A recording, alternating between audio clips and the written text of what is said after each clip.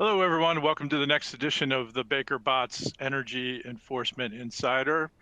As always, our monthly 30-minute program that provides quick hits on the latest trends and developments in investigations and enforcement matters impacting energy market participants. My name is Michael Loesch. With me today is Brendan Quigley in New York.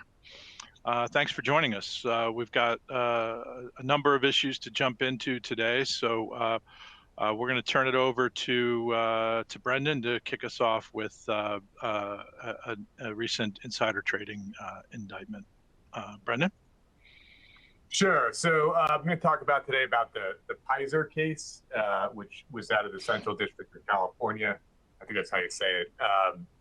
And this was, as Mike mentioned, there was a DOJ indictment as well as a parallel SEC civil proceeding arising out of the same incident. And this concerns is the first case that I think I'm certainly aware of. I think that's the conventional wisdom. That's the first insider trading case based on trading pursuant to a 10b5-1 plan. The 10b5-1 plans, as you may know, it is provides Rule 10b5-1 essentially codifies a bunch of case law around insider trading, SEC Rule 10b5-1, and sets forth the SEC's position on when it's illegal to trade while in possession of material non-public information. Rule 10b5-1c provides an affirmative defense for an insider trading charge in a civil case, not in a criminal case, but in a civil case, if the trade was made pursuant or while the person was made pursuant to a prearranged trading plan. So even if and this is really designed for corporate directors and officers who are constantly, in possession of material non-public information about their company, be able to trade in the company's stock and not have to worry about getting jammed up for insider trading because again, the trades are pursuant to a prearranged plan, before they came into possession of the material non-public information, or MNPI, as we like to say. These plans have come under a lot of criticism in recent years, including from the current chair of the SEC, Gary Gensler, that they're subject to widespread abuses and subject to a number of loopholes that do allow folks to trade, engage in illegal trading activity pursuant to a 10b5-1 plan. And as we'll see, the fact pattern in this case is kind of, at least as alleged, and we'll see what the discovery shows and what the evidence shows at trial, but at least as alleged is kind of emblematic of what, perhaps what Chair Gensler and other folks were thinking about. So the defendant was the chairman of the board, formerly the CEO, and then the chairman of the board of a company called OnTrack. In early 2021, OnTrack's relationship with Cigna, which was its biggest customer, began to deteriorate. And there was at least a concern that relationship might end. So 2 weeks before a big meeting with Cigna, the defendant tried to enter into a 10b5-1 trading plan. And obviously, the termination of the relationship with Cigna would have, bad effects on the company's stock price. So he tries to enter into a 10b5-1 trading plan. The first broker he goes to says, no, we can't do this. We can do this, but you need a 30-day cooling off period. Now, keep in mind, this is 2 weeks before the big meeting with Cigna. So he goes to another broker. The other broker tells him that the best practice is to have a 30-day cooling off period because of the potential appearance of impropriety. He says, the defendant says, I still want to do it. Enter the plan and start selling as soon as possible. I don't need a 30-day cooling off period. And these next two facts, I was a criminal securities fraud prosecutor. Obviously, as this case shows, both the SEC and DOJ have the authority to prosecute securities fraud, the SEC civilly, DOJ criminally. People ask me kind of when does DOJ decide to go forward with a securities fraud case in addition to SEC, what takes the case from criminal to civil? There's no legal standard out there, but in my experience, it's facts like the next two facts where you have essentially, at least again as alleged, we'll see what the evidence proves in discovery and a trial, line on top of line And here, the defendant, he tells the broker to begin trading, and he falsely certifies to his company's CFO that this proposed dealing, this proposed plan, was not the result of access to or the receipt of MMPI, despite his awareness that the relationship with Cigna was in fact deteriorating. And he falsely certifies to his broker that he's not in possession of MMPI. Question whether the broker could have kind of, or the head of board directors of a company, how you're not in possession of MMPI, but that's what he certified. And so at this May 18th meeting, Cigna notifies OnTrack that it intends to terminate their relationship by the end of the year. Excuse me. OnTrack stock dropped significantly, and by selling pursuant to this 10b5-1 plan, the defendant avoided $18.9 million in losses. And so there's a part two to this. And after this May 18th meeting, OnTrack and Cigna attempt to renegotiate throughout the summer. What does the defendant do? He enters into another 10b5-1 trading plan ahead of Cigna formally notifying OnTrack of termination, and OnTrack announcing that to the SEC in an SEC filing that the relationship with Cigna was being terminated. Again, similar fact pattern, similar false certifications, similar 10b5-1 trading plan, and similar drop in the stock of the company's price following this announcement. So what do we take away from all this? I think there is certainly, as this case shows, increased scrutiny of 10b5-1 plans. Without getting anything privileged or confidential, I think just kind of what we're hearing in kind of the white collar investigations community is that there are other investigations all out there along these lines involving both the SEC and involving the Department of Justice. I think this is a good time if you're certainly if you're a company that has 10b5-1 plans to look at those, to see what the policies are, to educate executives about and again, even if this case had some pretty egregious facts, again as alleged, but certainly this is something I think the government is going to be taking a very close look at any trading pursuant to a 10b5-1 plan around the time of a major market moving announcement, and executives should be advised of that, because as we always say, just because even if you don't get charged, or even if you beat the case, ultimately an investigation itself can be costly and time consuming and distracting. So there are, and there's a hyperlink if anybody wants here, where we wrote a client alert about the new amendments to Rule 10b5 that were enacted last December. I think they're going to be coming to effect in 60 days. So, they've not in effect already. They will be pretty soon. They're not retroactive to old trading plans, among other things with these amendments do require that any new trading plans, in fact, have a cooling off period. So it's not up to the broker or the client, as it was in this case.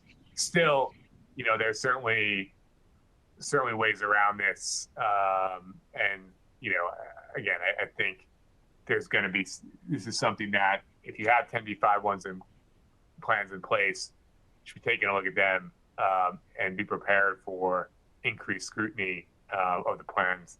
Although it's not the new rules are not retroactive to old plans. Also, if a plan is modified, it may become a new plan within the rules. So if an existing plan is modified, that's one thing to look out for. Michael, Brendan, I would just add, sort of reiterate what you said, mentioned earlier is, there's definitely a focus on these plans, but they're really taking a broader look at just any trading of senior management and officials, in connection with investigations. So we've seen that anecdotally over the past year and a half, and so it really is, it's important to focus on these plans and implementation of these plans, but just to generally be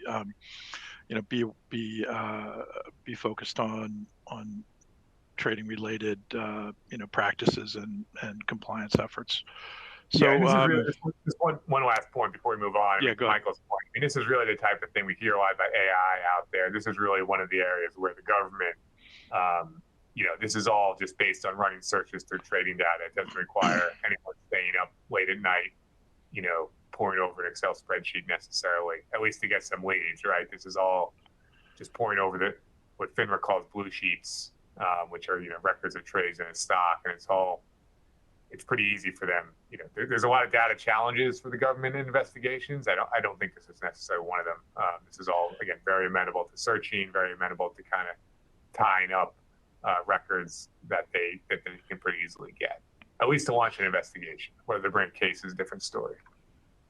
Yeah, and at a time when there's a lot of market volatility and opportunities for bad news, the risks are heightened during those periods for sure.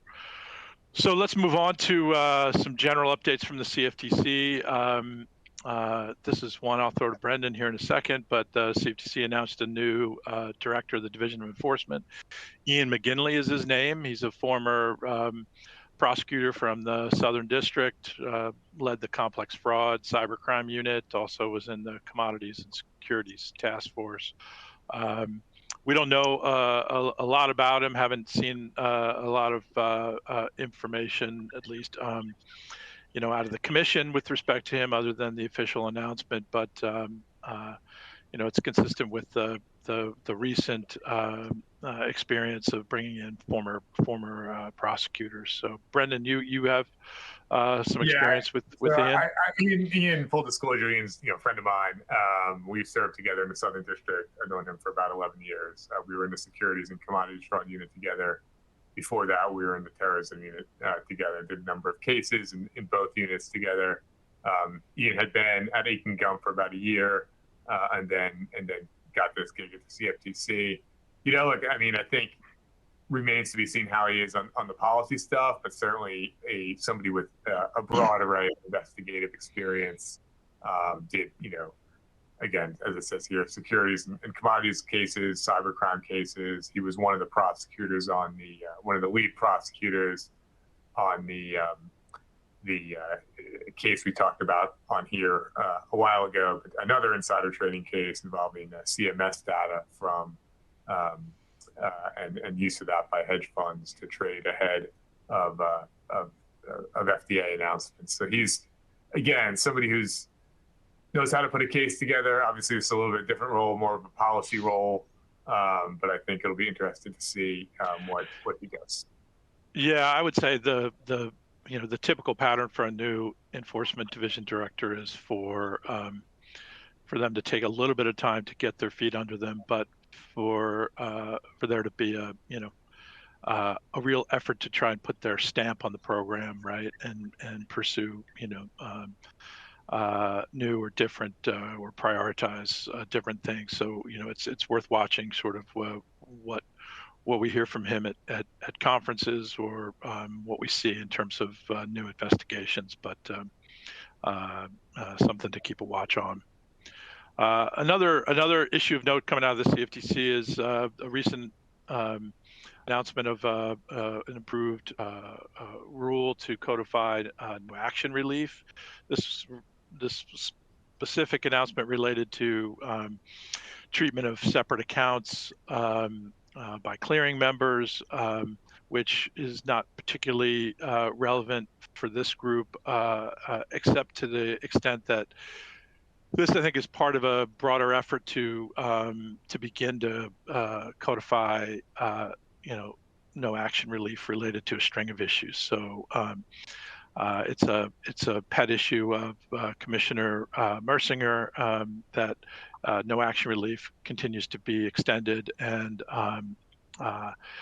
indefinitely without being integrated into rulemaking process. So this may be the first of a string of small sort of more technical rulemakings to codify no action relief. So that's worth watching, because there may be down the pike issues that are more directly relevant to issues that are important to the energy markets and energy trading. Chairman Benham at the CFTC recently provided testimony on the Senate Ag Committee. It was the general oversight, CFTC oversight hearing, and he gave sort of an overview, not particularly relevant or super insightful testimony, but there was one bit that I thought that was interesting that is worth noting. He did mention that he signaled in the coming months what the commission may be focused on, and he mentioned that they expect to be holding roundtables and seeking public comment on issues related to retail market participation in the derivatives markets, as well as a movement towards integrated market structures, where there are a collection of activities into a single entity, so multiple regulatory registration categories under the same business unit. Segregation is an issue that he mentioned, and customer protection, and third-party vendor relationships. So those are some of the things that he signaled may be of interest to the commission in the coming months. So that was at least worth keeping an eye on. And the commission has this is the sort of the conference season. All the commissioners are out speaking at the industry conferences, and we've seen a lot of focus on cyber risks and the voluntary carbon markets. So that's those are consistent themes. One speech that we thought we would highlight for you all is earlier this year in February, Commissioner Christy Goldsmith-Romero delivered remarks at the FIA-SIFMA Asset Management Derivatives Forum, and she covered a few issues, cyber again, and climate risks, and she talked about how the climate risks impact the derivatives markets, and how it's important for the commission to monitor the risks in order to promote climate resilience. But what was newsworthy, I thought, about her remarks was that she very directly called for an increase in CFTC enforcement resources and a growth of expertise to combat greenwashing and other forms of fraud in the voluntary carbon market. So a very specific push from Commissioner Goldsmith-Romero to pursue enforcement and prioritize enforcement in the voluntary carbon market. So there's been an evolution here at the CFTC. They had the request for information regarding those markets, and had the carbon market convening, which was a full day industry event, and they've got the climate risk unit. So they've been developing sort of information and sort of internal infrastructure to now be in a position to move to a different phase, and that phase seems to be based on these remarks and just logically moving to concrete investigations of misconduct in the voluntary carbon market. So something to be aware of in your activities, and to start thinking about from a compliance perspective. Brenda, you have anything on that? Yeah, one thing I have more of a question for you is, we've seen a lot in the SEC about, we talked about this a lot on this program, about how the SEC hasn't, as of now, doesn't really have any ESG related rules.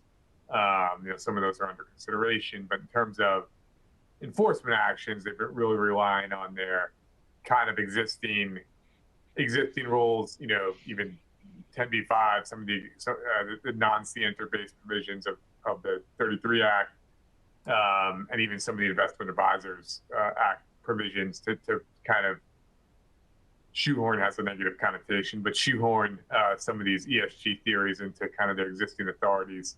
How does that work for the CFTC? Do they have, in terms of enforcement? It's the same. I mean, I think it's really fraud based. It's really just use of their anti-fraud and manipulation authority, which they can stretch pretty far. So I think that's the primary tool. But there are there are climate related products that are listed on a range of different exchanges. I think in some of these remarks they identified sort of the number in the hundreds of the sort of standard futures, options and swaps related to in one way, shape, or form to climate. So for those products, it's the full range of potential violations that could be called into play. But I really think the focus is going to be fraud and Okay. the use of the anti-fraud authority. Yeah. So let's move on. The advisory committees at the CFTC have been pretty active recently. There've been a string of meetings, and I think there'll be more. So it's definitely those are worth keeping an eye on, because they are sort of early indicators of issues that are bubbling up and maybe getting the attention of the full commission down the road. In February, the Energy and Environmental Markets Advisory Committee, the EMAC, held a meeting and focused on electrification and, again, the impact of low carbon market growth on CFTC jurisdictional markets, in this case power and metals.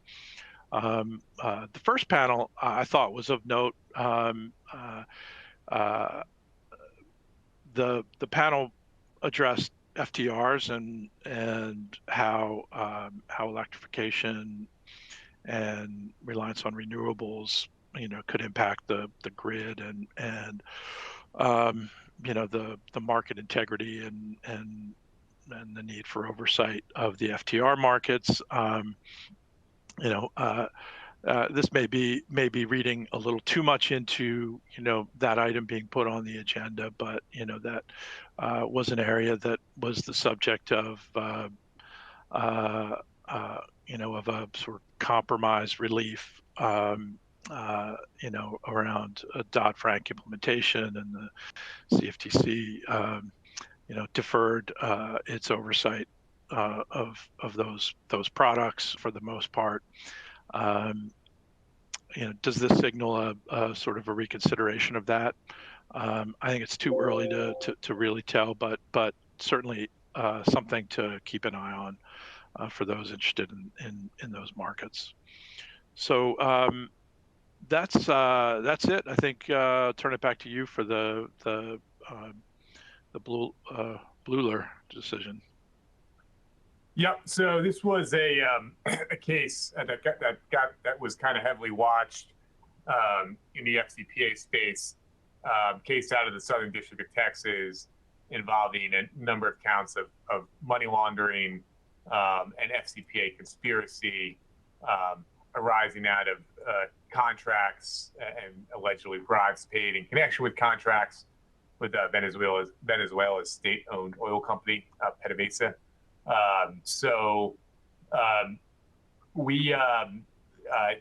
The case was somewhat surprisingly at the trial court level. The indictment was dismissed, so we'll get to why it was dismissed in a little bit. And then suppression, the district judge also granted suppression of statements that one of the defendants had made to foreign authorities. So the government appealed, which is a rare thing.